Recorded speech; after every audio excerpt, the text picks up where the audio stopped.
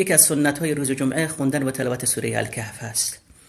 مهم تلاوتش نیست بلکه درک معانیشه. اونجایی که خضر بچه را از دنیا میبرد و موسی اعتراض میکند علیه السلام.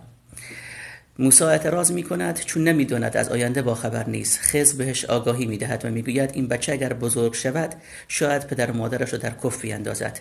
بله، الله از آینده باخبره، ما باخبر نیستیم.